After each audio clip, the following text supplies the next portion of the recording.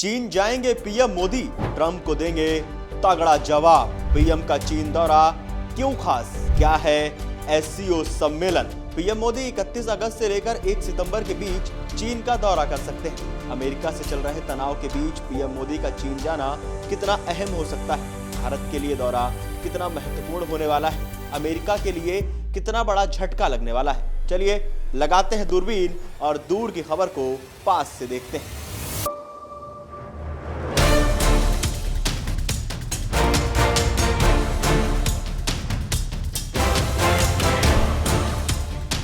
इन दिनों अमेरिकी राष्ट्रपति डोनाल्ड ट्रंप भारत को लेकर लगातार बयानबाजी कर रहे हैं। कभी टैरिफ बढ़ाने का ऐलान कर देते हैं तो कभी ट्रेड डील ना करने पर धमकी देने लगते हैं, कभी रूस से कच्चा तेल खरीदने को मना करने लगते हैं। लेकिन इन सब कवायदों के बीच एक खबर सामने आई कि चीन में 31 अगस्त और 1 सितंबर को होने वाले एससीओ सम्मेलन में पीएम मोदी भी चीन जा सकते हैं। हालांकि 2020 में गलवान संघर्ष के बाद से ये पीएम मोदी का चीन का पहला दौरा होने वाला है। ये दौरा क्यों खास हो सकता है, एससीओ क्या है, चलिए समझते हैं। दरअसल कुछ रिपोर्ट्स खंगालने के बाद जो जानकारी हम तक पहुंची है वो हम आपसे साझा कर रहे हैं।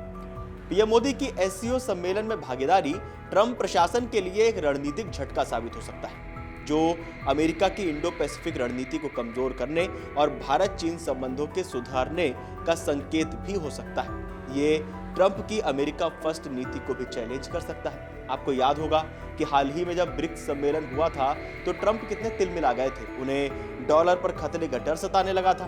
मेक अमेरिका फर्स्ट अगेन का अपना एजेंडा खतरे में लगने लगा था। वहीं अब जब एससीओ सम्मेलन होने वाला है तो ट्रंप पर क्या असर पड़ सकता है। रिपोर्ट्स के मुताबिक शंघाई सहयोग संगठन यानी एससीओ सम्मेलन अमेरिका के लिए एक गंभीर रणनीतिक चुनौती है, जो पश्चिमी प्रभुत्व को कमजोर करने और बहुध्रुवीय विश्व व्यवस्था स्थापित करने की कोशिश कर रहा है। ये संगठन अमेरिकी हितों के उलट अंतरराष्ट्रीय व्यवस्था का एक विकल्प पेश करता है। एससीओ में चीन, Bharat, Iran, Kazakhstan, Kyrgyzstan, Pakistan, रूस, ताजिकिस्तान और उज्बेकिस्तान देश शामिल हैं।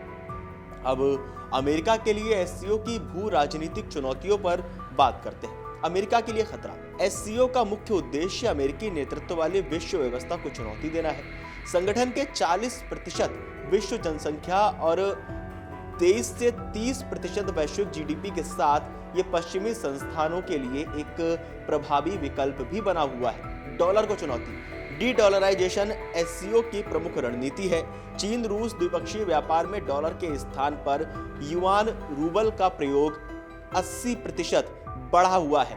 BRICS cross border payment initiative यानी बीसीबीपीआई राष्ट्रीय मुद्राओं का उपयोग करती है। ईरान के तेल निर्यात में चीन डॉलर के बजाय युआन का प्रयोग कर रहा है। ये नेटो के लिए भी चुनौती, क्योंकि आपको ये भी याद होगा कि जब ब्रिक्स वाला सम्मेलन हुआ था तो किस तरह से ट्रंप को ये लगने लगा था कि ब्रिक्स से कहीं नेटो को खतरा तो नहीं है। लेकिन अब जब ब्रिक्स और एससीओ दोनों मिल रहे हैं, दोनों मीटिंगें हो रही हैं, दोनों सम्मेलन हो रहे हैं, दोनों वार्ताएं हो रही हैं, तो क्या नेटो को असर पहुंच सकता है, किस तरह से नेटो कमजोर हो सकता है।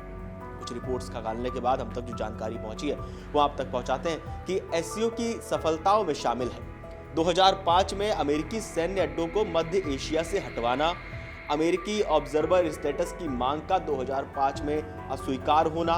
ये इतिहास जुड़ा हुआ है एससीओ का, किस तरह से वो नेटो के विरोध में रहा है। क्षेत्रीय देशों का पश्चिमी संस्थानों से दूरी बनाना। ऐसे में अब जब एससीओ सम्मेलन होने वाला है तो उससे अमेरिका को और ज्यादा झटका लग सकता है, या यूं कहा जाए कि नेटो भी कमजोर पड़ सकता है। दरअसल 13 से 15 जुलाई के बीच विदेश मंत्री एस जयशंकर ने भी चीन का दौरा किया था। दोनों देशों ने सीमा पर तनाव कम करने और व्यापारिक संबंधों को सामान्य बनाने की दिशा में सकारात्मक संकेत भी दिए थे। अब देखना यह है कि अगर भारत के प्रधानमंत्री नरेंद्र मोदी चीन जाते हैं, एससीओ सम्मेलन में भाग लेते हैं, तो किन मुद्दों पर चर्चा हो सकती है, अमेरिका को क्या जवाब दे सकते हैं, अमेरिका इस पर क्या नीति बना सकता है, चीन और भारत के बीच व्यापारिक आर्थिक संबंध कितने बेहतर हो सकते हैं, मार्केट कितने ओपन हो सकते हैं। जो अभी हाल ही में देखा था कि पाकिस्तान को जब ऑपरेशन सिंदूर के दौरान चीन ने मदद की थी, क्या उन मुद्दों पे भी बात हो सकती है, क्या आतंकवाद पर भी बात हो सकती है। आप लोगों को क्या लगता है, हमें कमेंट करके जरूर बताएं और देश और दुनिया की तमाम बड़ी खबरें जानने के लिए देखते रहिए अमर उजाला। अगर आप ये वीडियो YouTube पर देख रहे हैं तो हमारे चैनल को सब्सक्राइब कर बेल आइकन दबाएं और Facebook पर देख रहे हैं तो हमारे पेज को लाइक करें।